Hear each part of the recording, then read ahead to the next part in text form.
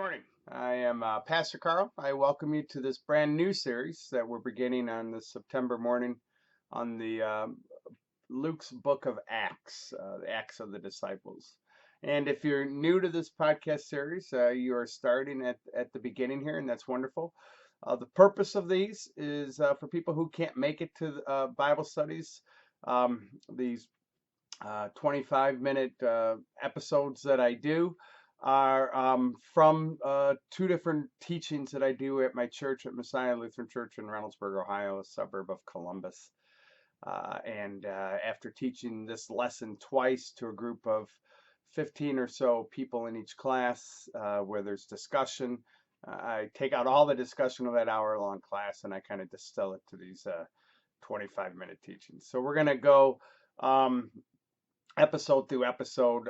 In the Lutheran Church, we call it lectionary. We're going to go through lectionary texts of Acts in the next, from now till May. And verse by verse, talking about the verses, how they fit in with the other verses, and what the purpose of the author is, and what God's hope might be in hearing these stories fresh in 2019, almost 2,000 years after they've been written. So that's where we are. We begin by just talking about what the book of Acts is, who wrote it, and possibly why they wrote it. And so if you know something about the Bible, you might be aware that there's four Gospels: Matthew, Mark, Luke, and John. And then there's the book of Acts, and then there's a bunch of letters that early Christians wrote to churches that are kind of like sermons that were meant to be read in a church one day. So the four Gospels are stories about Jesus. The book of Acts is the only one that tells us stories about the early followers of Jesus, the early church, we'd call it. And the book of Acts is written by one of the people who wrote one of the four story books about Jesus. So the guy who wrote the stories of Jesus in the book of Luke is the same guy who wrote the stories of the early church in the book of Acts. And we know that because he identifies himself as the same person. In fact, he starts Acts, which we'll look at next week, with in the first book, Theophilus, I wrote all about Jesus did and taught from the beginning. And now he goes on. Now I'm going to tell you what happens after Jesus ascended to heaven. So that's how Acts starts.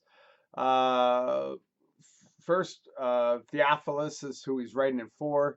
Theophilus may or may not be a real person. We're not sure. It would have been common in the day that this was written, which was probably about 85 AD, scholars think, for them to kind of set up the story as I'm telling the story to you, which we could do too today. And the only reason they think Theophilus might not be a real person is because it's a pretty convenient name. It means friend, which is what Philo, Theophilus, friend of God, Theo. So it sounds pretty convenient. So that's what makes scholars suspicious. If it is a real person, it's probably a wealthy patron of the early church, and Luke is writing him stories to encourage him in his faith. Or it's a wealthy patron who has given Luke money to spend a year, 2 years of his life collecting these stories and writing them in order for the church to be stronger. If it isn't a real person, then Luke, who is likely wealthy himself, is taking time to write these stories out in order to be an evangelical tool for the world. And friend of God is who he's writing it to. Anyone who's a friend of God out there in the world, let me tell you what God is doing in Jesus. So it can go either way. I don't think it's terribly important for us as we understand what it is. Tradition tells us that Luke wrote this. A man named Luke wrote this, who is a real character in Paul's stories. He's a companion of Paul. Paul mentions himself in Philemon. Luke also gets a mention in 2 Timothy and Colossians. Philemon scholars are really sure Paul actually wrote. Disciples of Paul probably wrote the 1st and 2nd Timothy letters. So that's not as important that Luke comes up as a character there. And then Colossians scholars arm wrestle whether Paul really wrote that or not. None of that is important to us. Luke was a real person that was a companion of Paul. Luke does not sign the book of Luke or Acts and tells us this is Luke writing it. So we don't know for sure if it was Luke. That's what tradition tells us. That's what early writers in the first 200 years of Christianity decided and identified as who wrote it.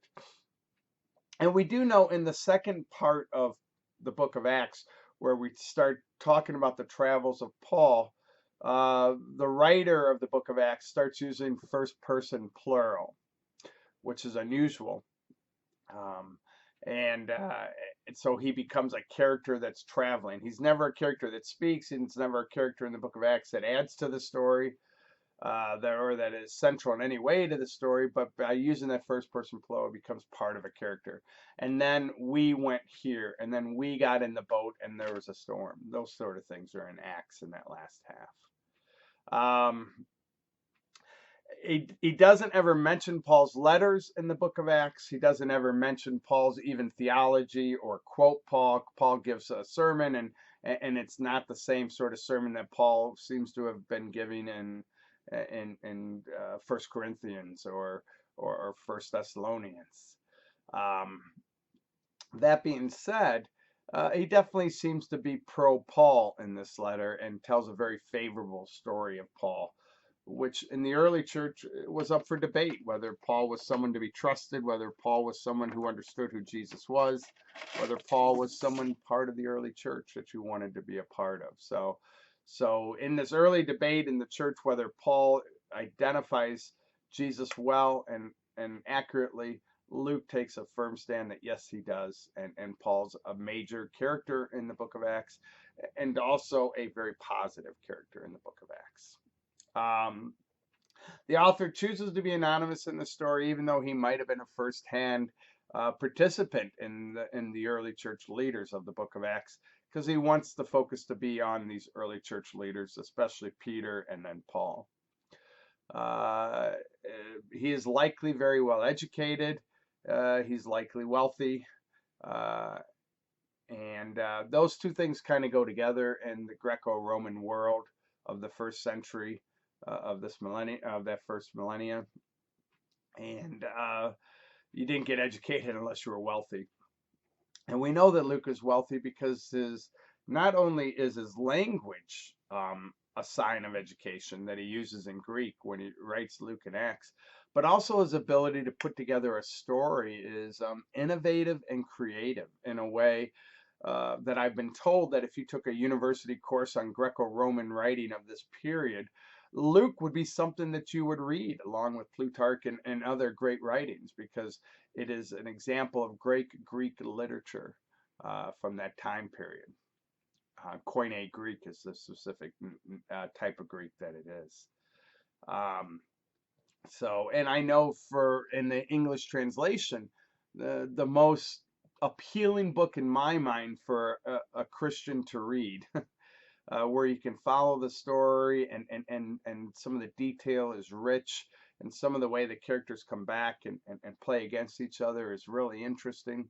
So if you're reading it as literature and you're trying to follow a story, Luke is by far the best of the four Gospels to tell that story. Acts tells a real complete story too, but there's some sermons in Acts that kind of bog down the reading of it. So Acts is a little tougher to read, but not that much. We also know that Luke was Jewish before he became Christian, which seems to be important. But he was likely a convert to Judaism, and that's because he doesn't seem to follow all the cleanliness laws and all the food laws, and we get that from the book of Luke. And the general thinking is that those who are in Jerusalem are kind of the true believers, and there's a Pharisaic movement to make people even more strict adherents of the law. And as you move away from Jerusalem, you get kind of more lax following of the law.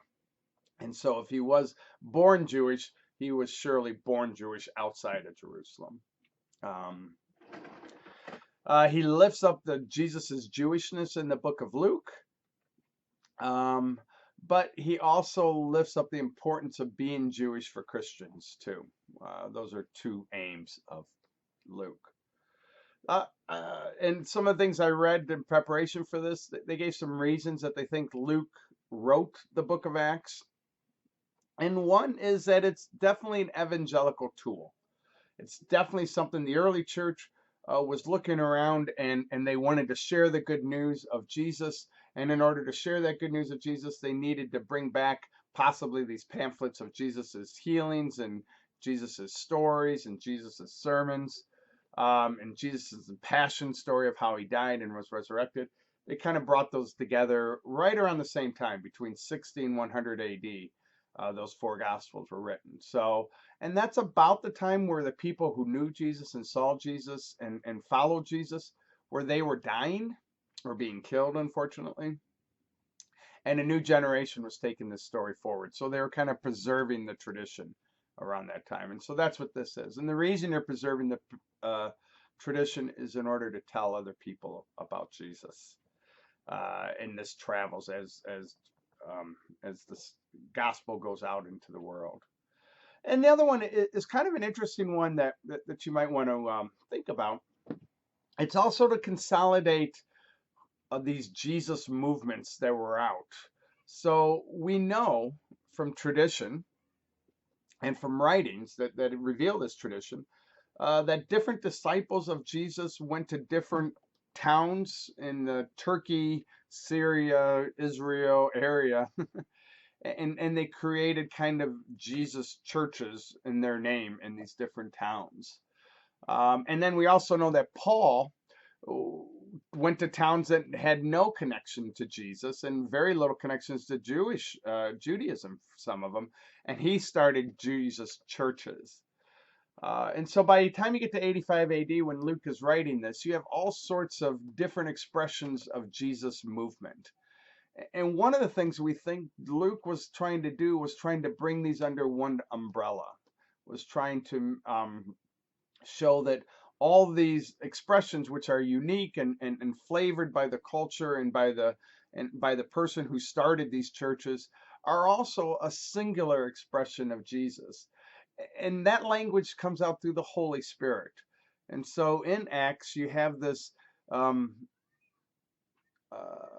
what I would say would be a well thought out idea of who the Holy Spirit is and how the Holy Spirit activates the church. And that seems to be Luke's contribution to Christianity overall.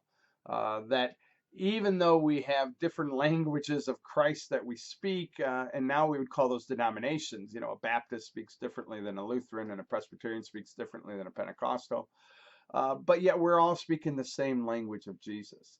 And so this beautiful Pentecost story that we're going to do in a few weeks takes all those languages and yet makes them one through the Holy Spirit. And that seems to be something that um, the reason he wants to tell this history of the church is in order for all these different Jesus movements to see that they're part of the same lineage and that they're connected by something powerful that's of God, and that's the Holy Spirit.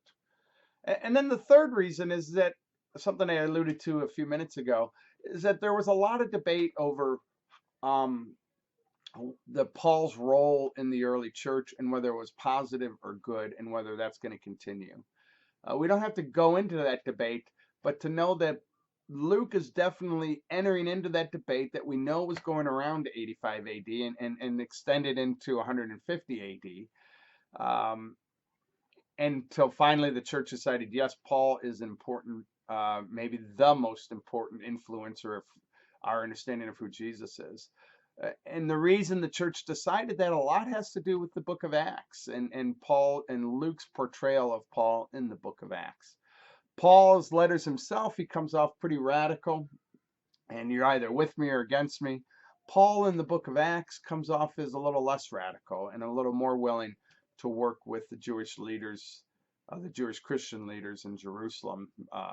In fact, he is definitely an employee of theirs in the book of Acts. So Paul's leadership, maybe Luke wrote that specifically to weigh in, or maybe because he weighed in with Paul, Paul's leadership finally won the day.